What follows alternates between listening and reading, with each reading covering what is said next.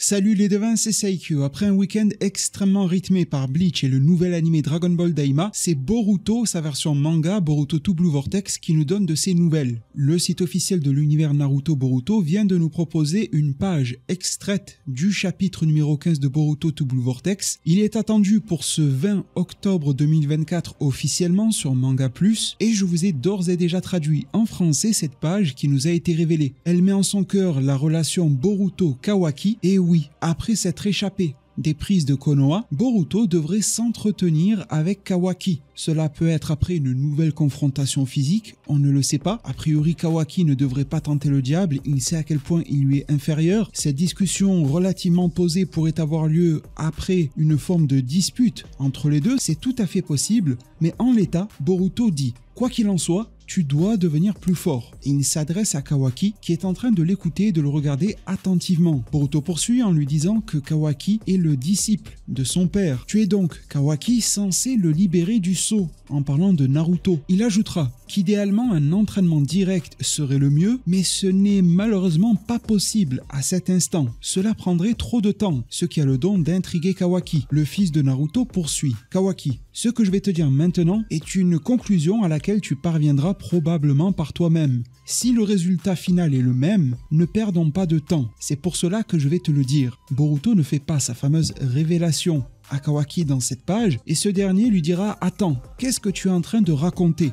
Beaucoup de questions en tout cas se posent. On remarque que les deux sont probablement en train de discuter au niveau des têtes des Hokage, tels qu'ils avaient pu le faire dans le passé de l'œuvre partie 1. Le fait que Boruto soit assis démontre qu'il n'y a pas de forme de tension au sens pas d'agressivité physique entre les deux. Outre le fait que Kawaki lui soit inférieur, Boruto a également confiance en le fait qu'il ne serait pas attaqué à revers dans cette situation. Il a des arguments, qu'ils soient par la parole ou au combat, qui sont convaincants pour Kawaki. En premier lieu, Boruto tente de convaincre Kawaki de libérer Naruto. C'est évidemment l'un des objectifs ultimes, et ce pour une infinité de raisons, qu'elles soient personnel pour Boruto, pour le bien de sa famille, mais également pour le bien du monde entier, de la planète, au vu des menaces qui se profilent et qui se sont déjà adressées à eux. Boruto appuyant sur la symbolique et le lien qui unit Kawaki à Naruto, cette sorte de paternité qui renvoie aux origines de Kawaki, la manière dont il a été maltraité par son propre père et dont son père entre guillemets adoptif, Jigen, l'a littéralement exploité. Cela dit, le temps presse et un entraînement direct serait idéal.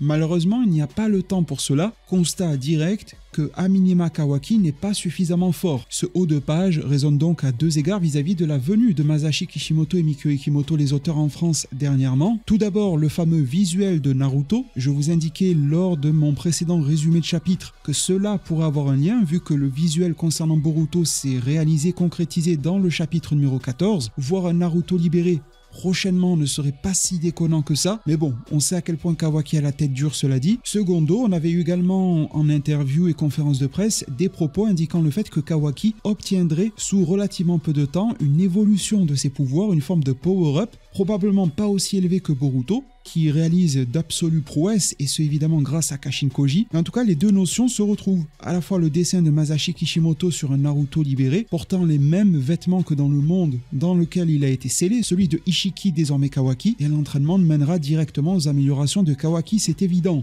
Cela dit, on ne peut pas passer par un entraînement en tout cas pas conventionnel, et Boruto, aussi détendu qu'il ait l'air, est quand même très sérieux et ferme dans ses paroles, et va venir de surcroît appuyer son argumentation. Il va révéler quelque chose à Kawaki, conclusion à laquelle il arriverait plus tard, et si le résultat est le même, ne perdons pas de temps. Cette tournure de phrase concernant le fait que le résultat serait le même me fait évidemment penser aux capacités liées au Shinjutsu de Kashin Koji lui permettant de voir les futurs possibles. Kashin Koji aurait-il vu quelque chose en lien avec Kawaki, son décès, sa perte, le fait qu'il soit démasqué aux yeux de tout le monde, il finisse lui véritablement comme un paria, que tout ce à quoi Kawaki aspire ne prenne jamais forme, que sceller Naruto ne mènerait à rien, c'est un Shinjutsu qui l'a établi. Alors qu'un triste sort attend Kawaki ou qu'il se soit embourbé dans les pires des décisions à chaque reprise, une révélation s'apprête à être faite par Boruto. Elle peut être sur Kawaki évidemment, mais ça peut être également quelque chose que l'on ne sait pas concernant les ennemis, le fait que Kawaki sera absorbé et dévoré par ces derniers, et donc nourrit l'arbre Shinju, d'où la nécessité de s'entraîner. En tout cas, avant